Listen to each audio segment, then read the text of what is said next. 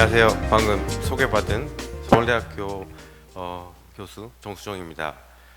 방금 작가님 이 영상에서 보니까 그 생태계에 숨겨진 이야기가 중요하다는 얘기를 하셨는데, 오늘 아마 여러분들에게 제가 생태계에 여러분들이 모르고 있는 숨겨진 얘기를 좀 들려드릴 것 같아요.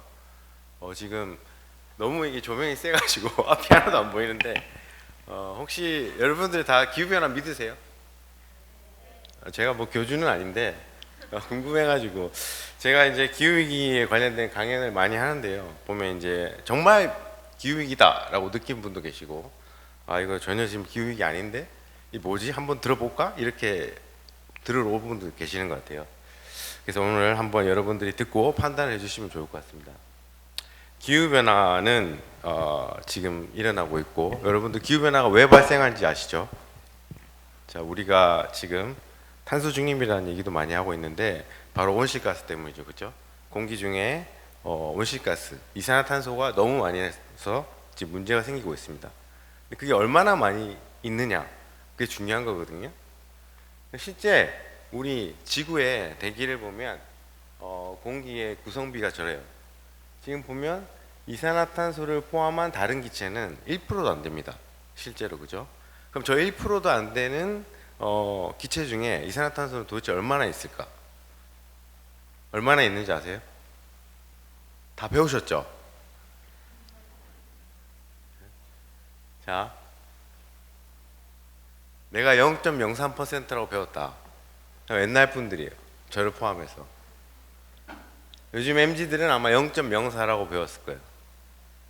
그러니까 지금 현재 보면 우리가 살고 있는 이 시대에 이산화탄소 농도는 계속 올라가서 지금 2024년 7월 기준으로 426.61ppm, 그러니까 0.04% 정도 되거든요.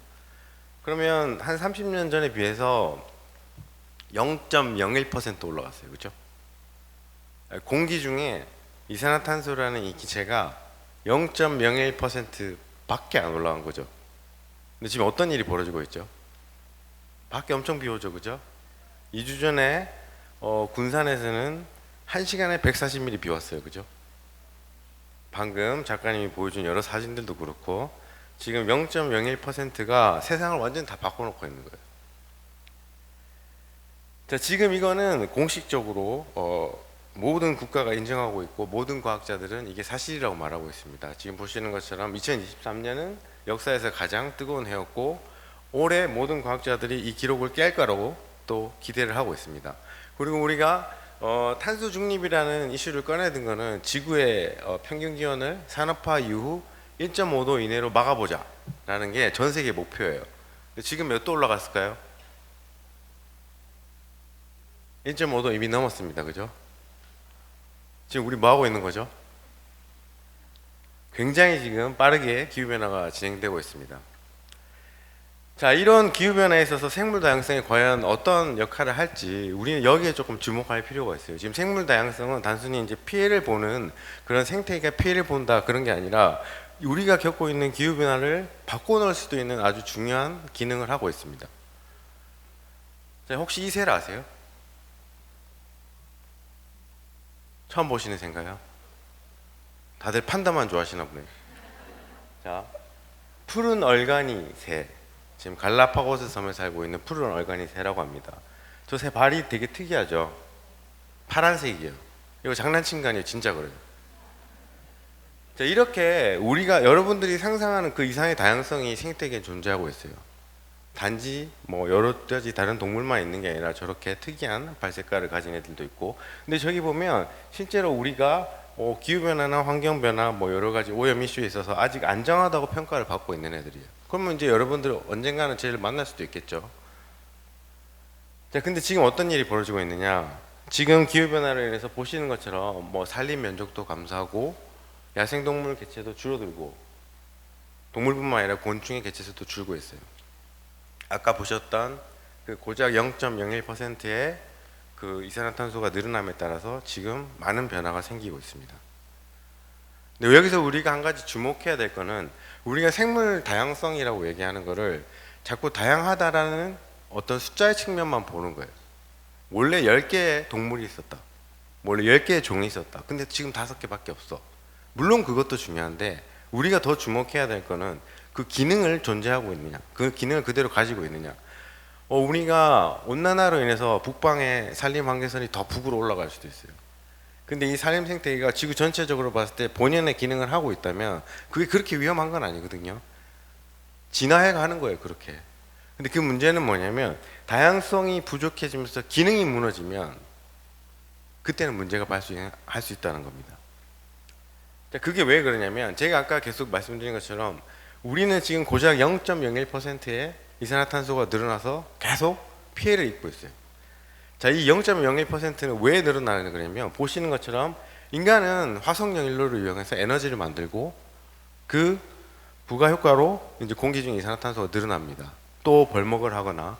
그런데 아주 다행인 거는 보시는 것처럼 우리 지구의 생태계라고 하는 육상의 생물권과 바다가 보시는 것처럼 54%의 화석연료를 흡수해줘요.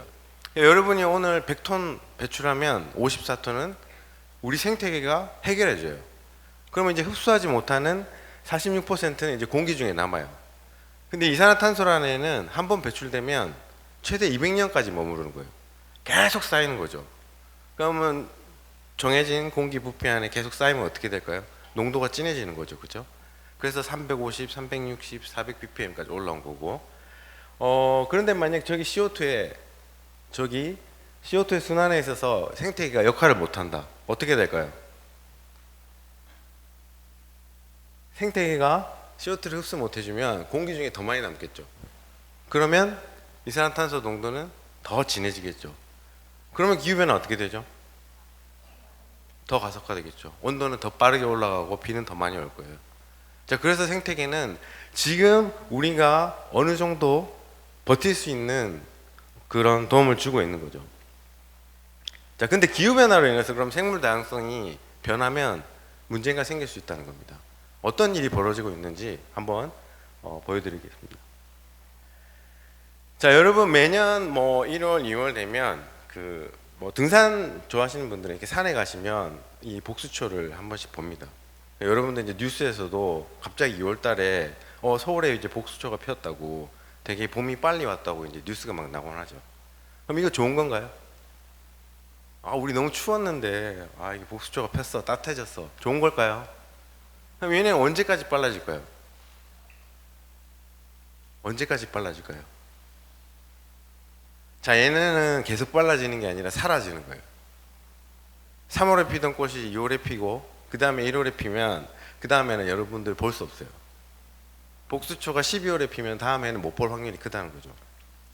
그렇게 얘네는 그냥 낭떠러지를 향해서 떨어지는 거예요. 기후변화는 계속 밀어내고 있는 거고. 그러니까 우리가 얘네들을 산에 가서 추운 겨울에 복수초가 폈어 그러면 굉장히 애틋한 눈으로 바라봐야 되는 겁니다.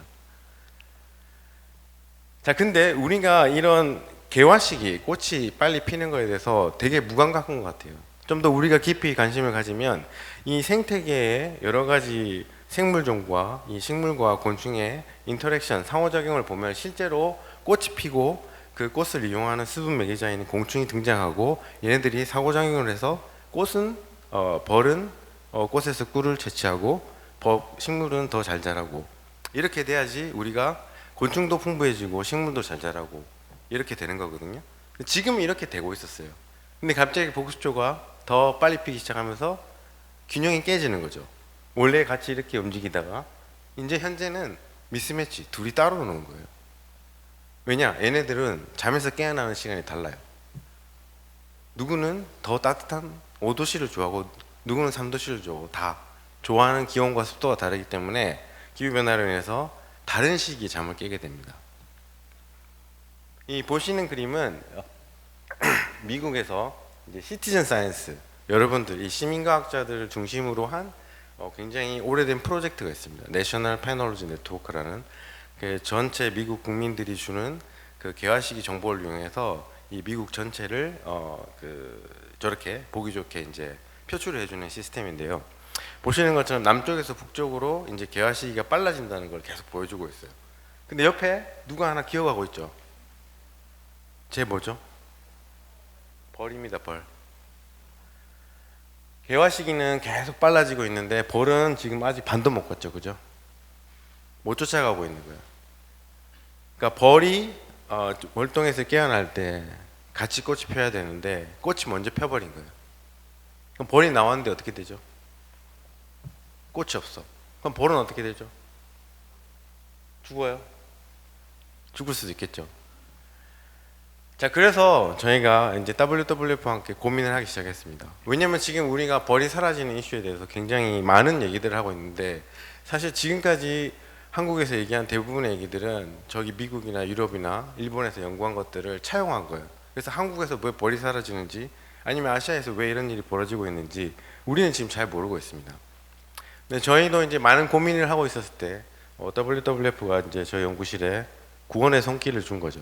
여기 이제 후원자들 덕분에, 그러니까 여러분들 덕에 이제 저희가 이런 연구를 하고 있는 건데, 이런 식으로 작년부터 WWF와 함께 벌의 생태를 모니터링하고 있습니다. 저렇게 벌의 추적 장치도 달고 여러 가지 연구를 하고 있는데요. 지금 우리가 고민하고 있는 부분은 이런 거예요. 보시는 것처럼 실제로 우리가 벌이 개화 시기에 변화가 없고 어느 정도 따뜻해졌을 때 같이 그 동일한 시기에 깨어난다면 충분히 얘네가 원래 선호하는 꽃을 찾아가서 이제 꿀도 채미를 하고 이럴 텐데, 지금 문제는 얘네가 선호한 꽃이 너무 빨리 피니까 태어났을 때 원래 별로 좋아하는 애가 있는 거예요.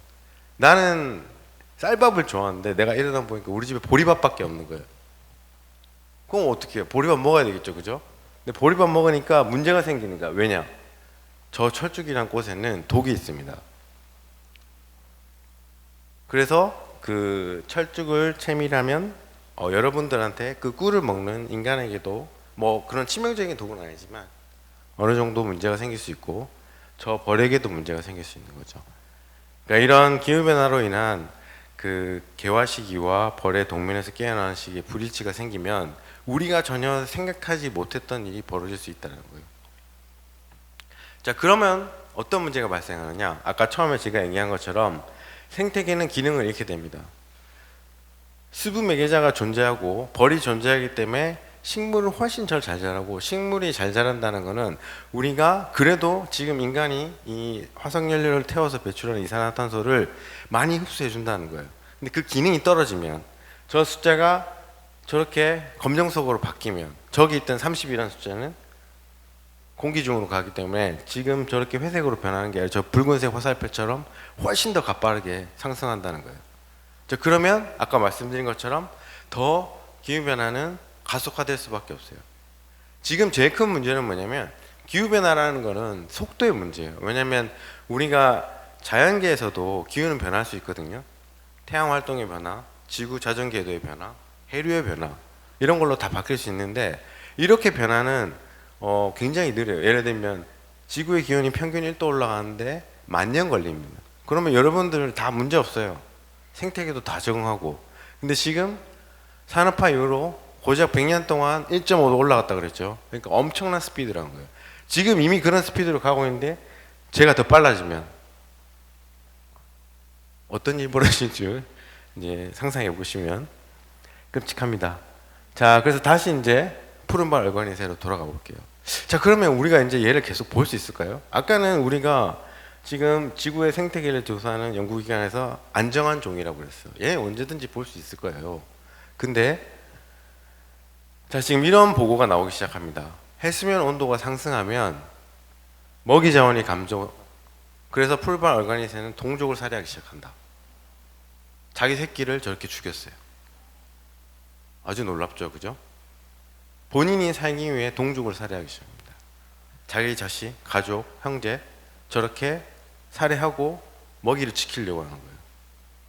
해수 온도가 상승해서. 해수 온도는 왜 상승하죠? 자, 아까 말했던 0.01% 이산화탄소 때문이에요. 지금, 그죠? 지금 해수면 온도 한번 볼까요? 지금 회색 그래프는 1월부터 12월까지 1979년부터 현재까지 해수면 기온 변화예요. 작년이 제일 뜨거웠습니다. 2023년에. 근데 지금 2024년 2월 이미 모든 기록을 다 깨고 있어요. 해수면 온도는 더 뜨거워졌다는 거죠. 이미 1999년에 저 논문이 나온 이후로 계속해서 상승하고 있어요. 그러면 쟤네는 지금 어떻게 되고 있을까요? 어떻게 됐을까요? 자, 이제 여러분이 이제는 푸른말 얼간이새를 보시려면 지금 당장 갈라파고스 가야 됩니다. 왜 그럴까요? 해수면 온도가 올라오고 있죠, 그죠? 이게 바로 기후 변화가 무서운 이유고, 우리가 생물 다양성을 지키지 않으면 이게 가속화되고, 지금 이런 우리가 아주 아름답게 보는 생태계를 지킬 수 없다. 이렇게 보시면 될 것 같습니다. 이상 제 발표 마치겠습니다. 감사합니다.